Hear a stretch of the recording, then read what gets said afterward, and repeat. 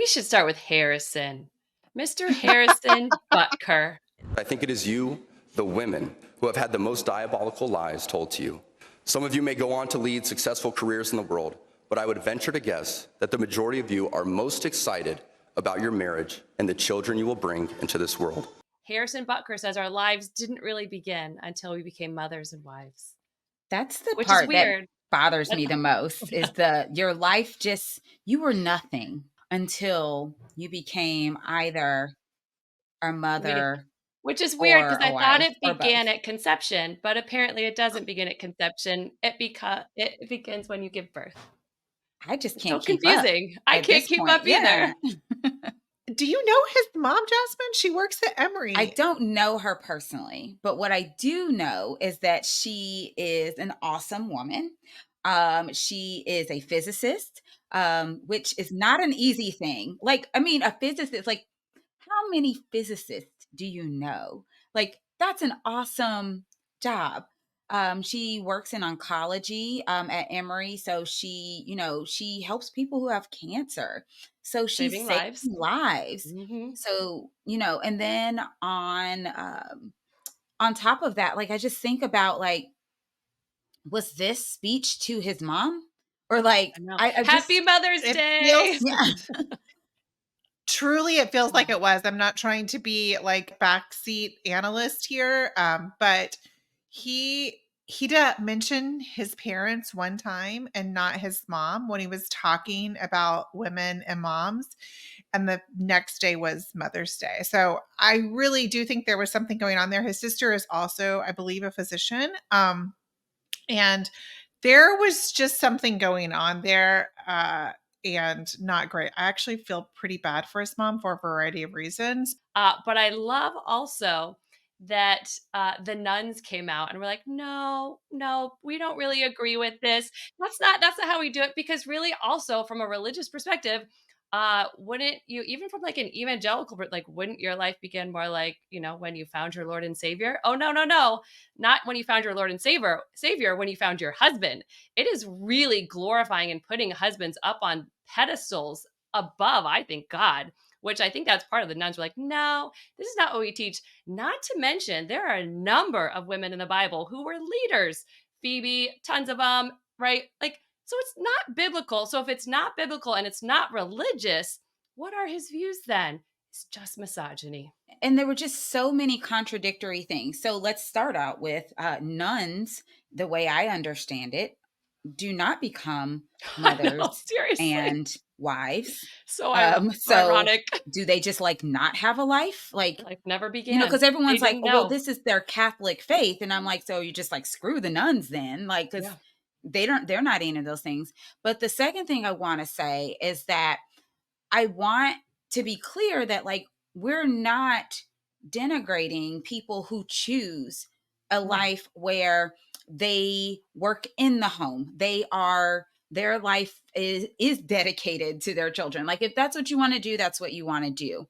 What I do not like is, number one, the way he described achieving degrees and pursuing professional careers was a diabolical lie. Like, those were his words, that you have been sold a diabolical lie that you need to do these things. And really all you need to do is find a man. Like, that's literally what he said. But also he speaks against things like IVF and surrogacy, which are people trying to become moms. So just like, your life only begins if you do it this exact specific way. And if it's any other way, then I don't like that either. I just kind of just feel like this guy doesn't really know what he wants.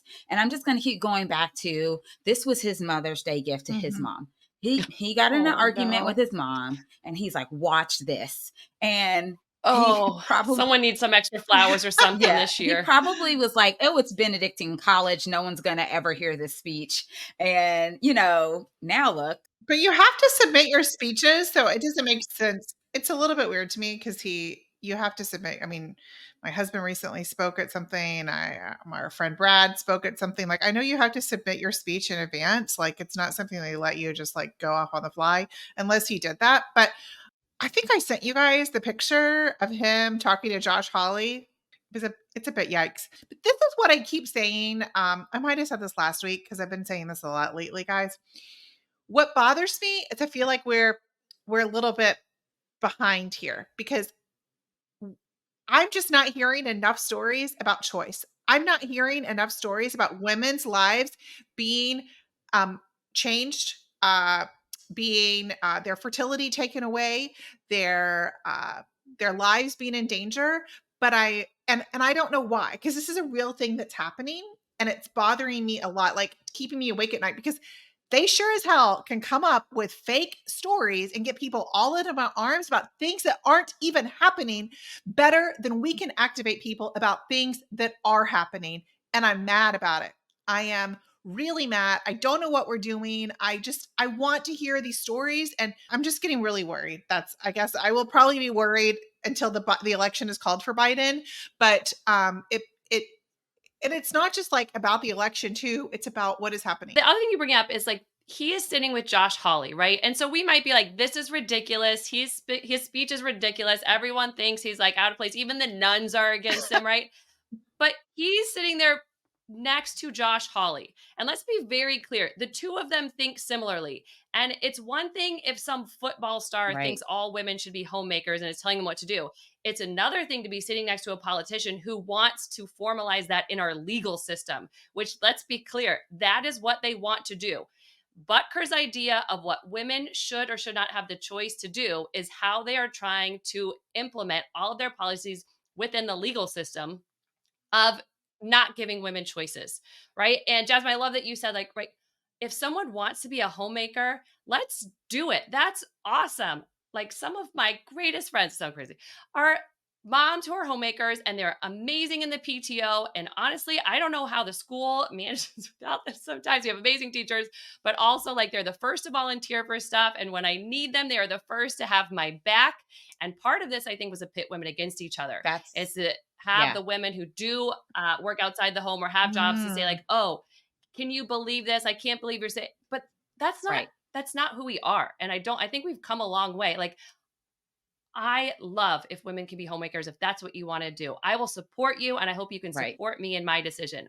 But I don't want our politicians or our legal system to prevent my choices or your choices if you want to be free to homemaker.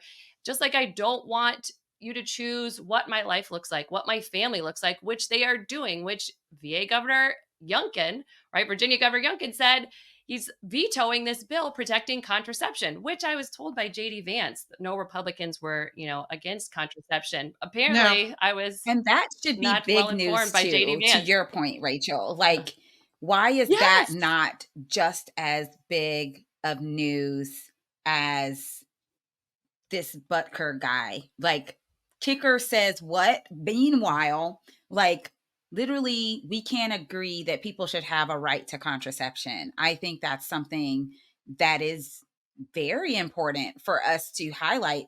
And I'm with you, Rachel. I don't know whose job it is. I mean, I do think people are talking about it. It's being talked about in the spaces that I'm in Georgia right now. We literally have a supreme or a state court race, and it all comes down to a pro-choice candidate versus a anti-choice candidate, and we're talking about that. Uh, we're talking about those types of things, but at the end of the day, like, that's very, very local. And I don't know if anyone else is even mentioning these things.